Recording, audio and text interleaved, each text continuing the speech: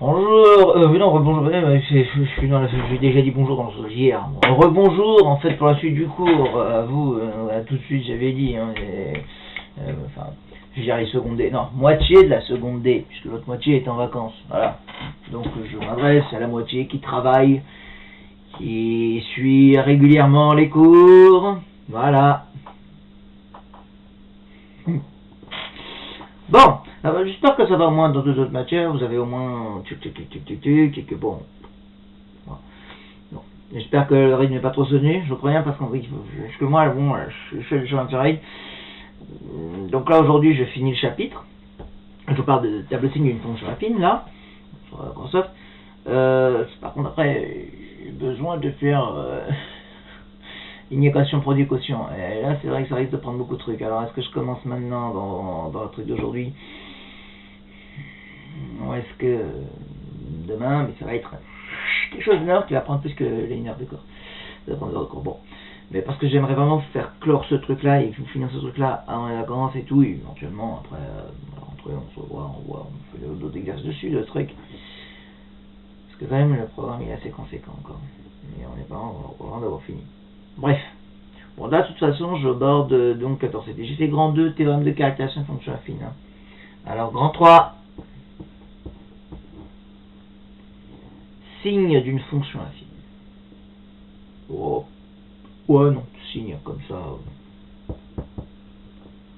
En fait, c'est le tableau de signe dans la foulée.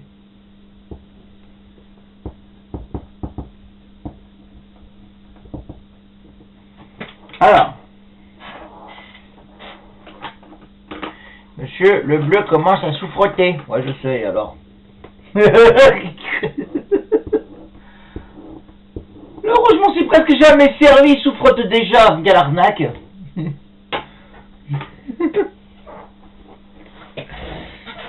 Ouais, c'est pas qu'ils ont pas coûté trop cher, mais bon, si tu commences à acheter ça tous les jours, je te jure. De toute façon, j'ai pas vraiment l'intention de partir faire des courses. Bon, j'ai encore une réserve de feutre, oui, elle est en bas. Bref. Donc, signe d'une fonction affine. Alors, petit 1, tableau de signes. Comme ça, moi, je reprends pas le même titre.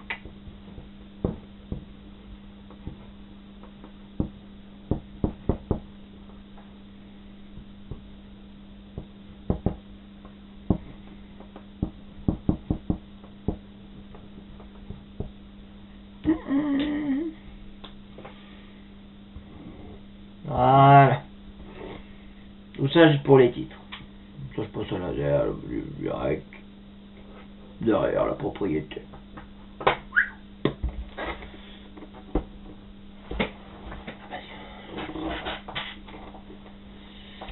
Propriété.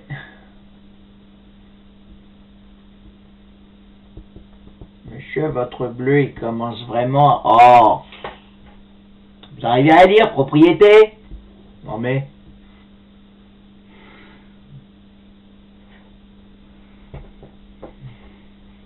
Ce truc il est pas fait pour faire plusieurs cours comme ça, mais bon. C'est le genre de truc que tu dois occasionnellement. Parce qu'il n'y a pas que beaucoup de cours, hein, c'est le cours des premières. Hein, donc. Alors, propriété. Le tableau de signes d'une fonction affine est donné par. Non, d'abord. Soit f. Donc x de point. Oh, attendez, le truc il m'a écrit. Alors, je vais l'écrire sous l'autre forme, là, vous savez, le f de point x associe à x plus b, le truc comme ça. C'est une autre façon d'écrire la fonction plurielle f de x égale x plus b, bon. Soit f, une fonction affine, avec a différent de 0.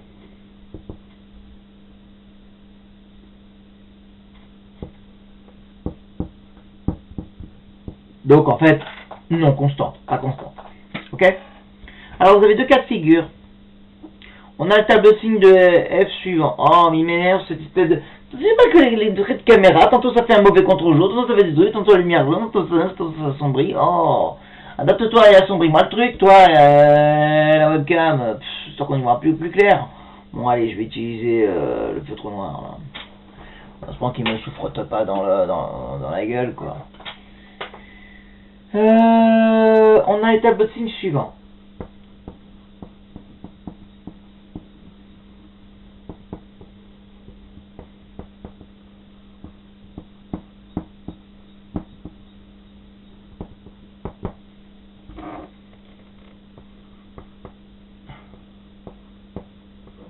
Si A est strictement positif, vous savez, les tableaux de signes, c'est les trucs qu'on a vu dans le chapitre d'avant. Enfin, pour ceux qui ont suivi le cours, hein, bien sûr, je parle.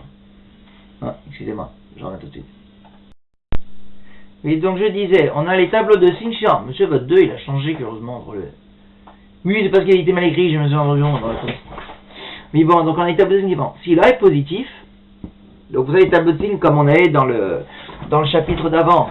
Pour ceux qui ont tout regardé, bien sûr. C'est-à-dire, là, je m'adresse donc à ceux qui suivent les vidéos. C'est logique, eux, ils savent. Peut-être que s'il y en a qui prennent le truc en cours de route et qui disent bon c'est pas grave, je vais pas louper le chapitre d'avant, je vais me rattraper sur celui-là, bah ils savent pas de quoi je parle. Non parce que j'ai vu que le tableau de signes d'une fonction, il n'y a pas eu beaucoup de vues sur celui-là.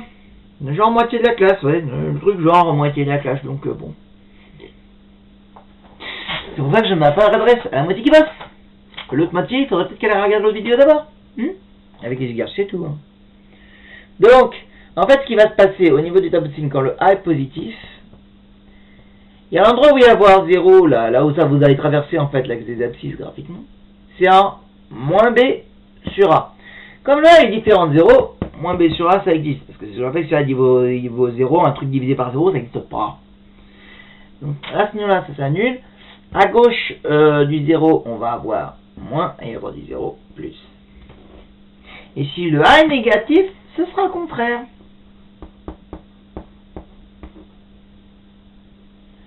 On va avoir, on a fini, toujours au niveau du moins B sur A. Là, à gauche du 0, on aura, excusez-moi, à gauche du 0, on aura plus, et à droite, on aura moins. Voilà, tac. Notez-moi ça. On s'est rappelé ce truc-là, de toute façon, dans le chapitre suivant, sur une feuille que j'ai faite pour le chapitre suivant. Voilà. En plus, infini, là, on dirait un fois infini.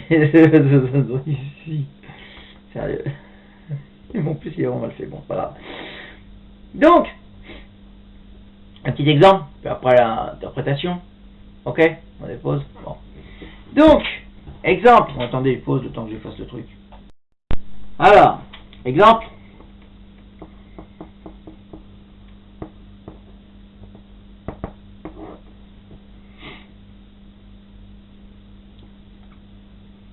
Alors,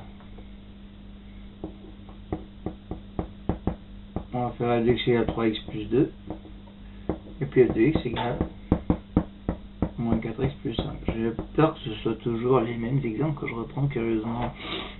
Je crois que dans le chapitre suivant, ça doit être ces deux-là pour le tableau de signes d'un produit et tout. Bon, bref. Quelque chose qu'on verra justement. Voilà. Donc, je pense. Bon, attendez, je vous la PG. Voilà, un c'est F, l'autre c'est G. Alors, pour F de x, donc déjà, on va calculer alors, ce que j'appelle moins B sur A. Alors, en fait, ce qu'on appelle, il faudrait que je vous explique, cette histoire de moins B sur A. D'où il sort le moins B sur A? Pourquoi moins B sur A? Moins B sur A parce qu'en fait, quand vous résolvez ax plus b égale 0, puisqu'en fait c'est là où ça fait 0, ça vous fait ax égale moins b, et après on divise par a, ça fait x égale moins b sur a. Donc en fait, le moins b sur a, c'est la solution de machin égale 0. Donc en fait, vous avez deux choix. Ah, je vous laisse libre cours. Soit vous calculez avec le truc, bon moi je calcule, moins b sur a, ça fait le b c'est 2, donc ça fait moins le b c'est 2, le a c'est 3, donc c'est moins 2 tiers, tchac. Soit, bah, vous faites, je résous 3x plus 2 égale 0. Ok, 3x plus égale 0, ça fait 3x égale moins 2, et je divise par 3, ça fait x égale moins 2 sur 3. Donc, vous voyez, j'atterris sur le même résultat. Moins 2 tiers, moins 2 tiers. C'est le moment où, au niveau du tableau, Donc, c'est le truc au niveau du tableau, vous allez avoir, voilà, 0. Alors, surtout quand je dis, attention, là-dedans, c'est le signe d'A qui vous donne les signes. C'est le signe du A, le signe de ce machin-là, là, que vous avez là, le moins de tiers, on s'en fout de son signe, mais royalement, on s'en fout, on s'en fout. Le seul signe qui compte pour la disposition des signes, à savoir où est-ce que je mets plus, où est-ce que je mets moins, c'est le signe du A, le X avec le X, donc le 3. C'est ça et rien d'autre. J'ai été clair? Mais pourquoi je parle comme ça? Parce que je peux vous garantir que pendant des années, je me farce, plus chaque année, hein, de toute façon, je me farce toujours des boulets chaque année. Donc le boulet, qu'est-ce qu'il fait le boulet? Il fait c'est négatif, donc j'ai plus chez moi. Regardez, c'est négatif, plus chez moi. Oui, c'est négatif. Non! Boulet! C'est lui que tu dois regarder, seulement lui, celui le A, celui-là, le X, celui qui est avec le X. J'ai été clair? Wouh! Voilà. C'est pour ça que j'insiste là-dessus et que j'ai l'air un peu de me foutre de la gueule un peu des gens, mais en fait c'est parce que pendant des années, vous savez, j'ai beau dire, c'est ça qui me frustre dans l'enseignement, c'est que j'ai beau dire genre, surtout attention, voilà l'erreur que vos ancêtres, enfin vos prédécesseurs, parce que vous en faites, c'était ça que je vous dis, ça c'est pas vous, c'est pas vos enseignements, mais attention, les erreurs que faisaient vos prédécesseurs, ils faisaient tous celles-là, ne la faites pas. J'ai trouvé systématiquement sur qui vont la faire quand même. Je ne sais pas pourquoi. Qu'est-ce qui se passe dans la tête des gens pour qu'ils aient envie de faire l'erreur alors que je les préviens. Donc voilà, ces gens-là, je les appelle des boulets. Et j'en ai chaque année, malheureusement. Bref, donc, on voit plus que s'il y a X là. Donc 3x2, donc le A, il vaut 3, il est positif.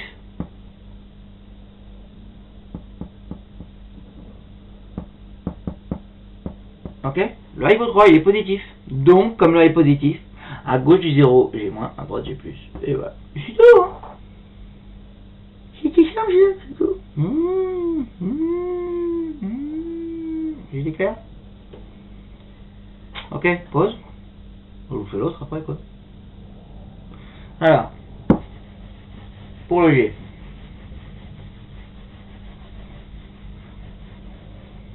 Même chose. On parle de ce G de X égale moins 4x plus 5.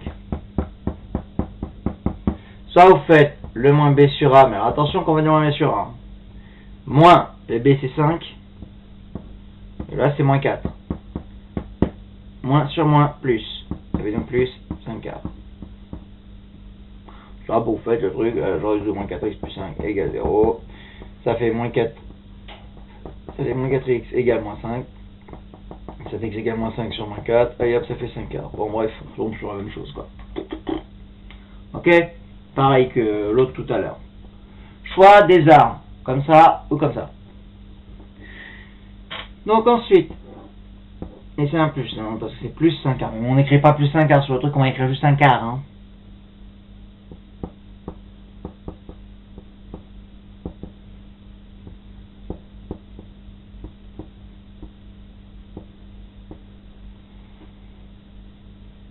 Donc là, le A, pas lui, le A, celui qui est avec X, le coefficient directeur, celui qui est avec X, il vaut moins 4. Il est négatif. Donc, comme le A est ce contre-jour qui m'énerve parce que il me fait une surbrillance sur l'écriture et je sais pas comment le virer, voilà, comme ça vous voyez mieux. Eh ben, à gauche du 0, je vais avoir plus, et à droite, je vais avoir moins. Voilà. C'est tout. Exemple. Ok. Ça explique la propriété. Enfin, ça illustre la propriété. C'est des exemples. Voilà. Ça comme ça, c'est tout ce qu'il faut savoir faire pour l'instant pour simuler une fonction phi. Maintenant, pourquoi on a ça, monsieur? Bonne question. J'en viens au petit 2. Interprétation graphique. Et vous allez voir justement, il y a une des interprétations graphiques qui est toute logique avec le justement avec le truc qu'on avait vu dans le chapitre d'avant et aussi là ce truc sur fonction affine d'ailleurs. Donc petit 2, interprétation graphique.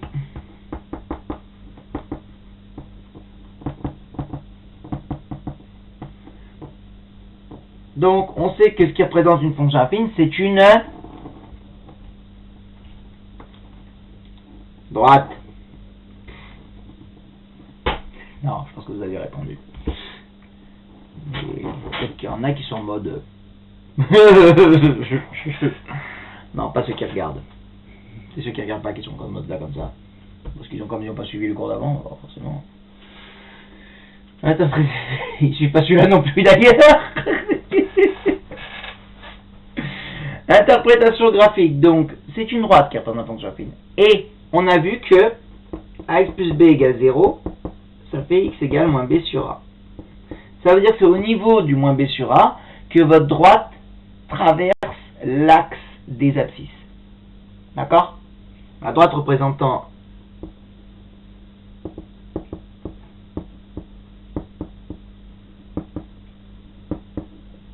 traverse. Enfin, f c'est censé être la fonction de x associée à x plus b. Hein.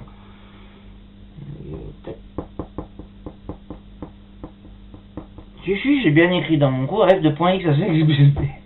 La droite représentant f traverse. Il y a différents zéros, par contre. Dans une fonction constante, ça traverse pas, ça reste rien que ça. Donc, la droite représentant f traverse l'axe des abscisses en moins b sur a. Et donc en fait, qu'est-ce qui se passe? Si a est positif, ça vous fait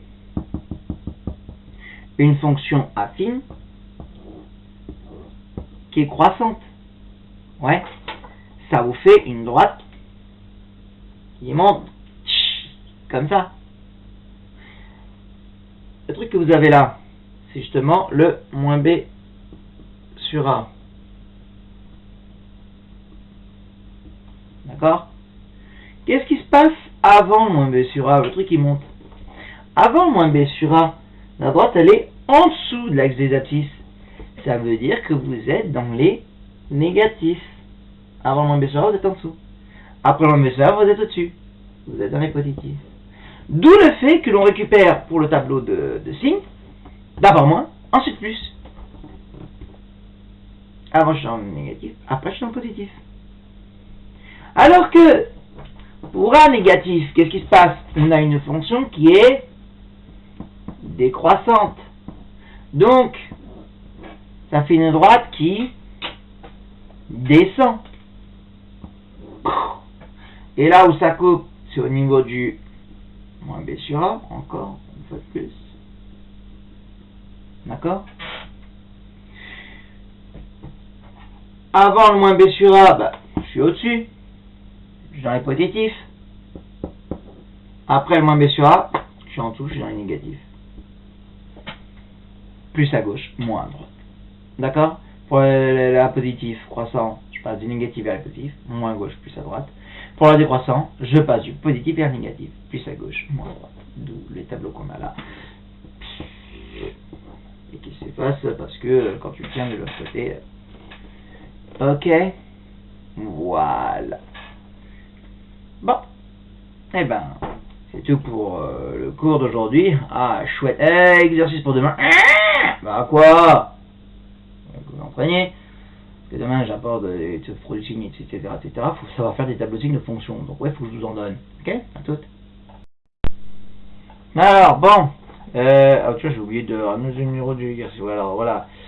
Vous me faites pour demain le numéro 18, page 212. Voilà, je vais trouver numéro 18.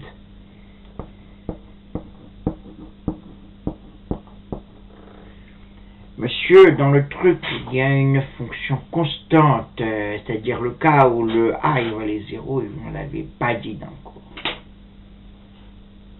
Ouais, c'est fait exprès.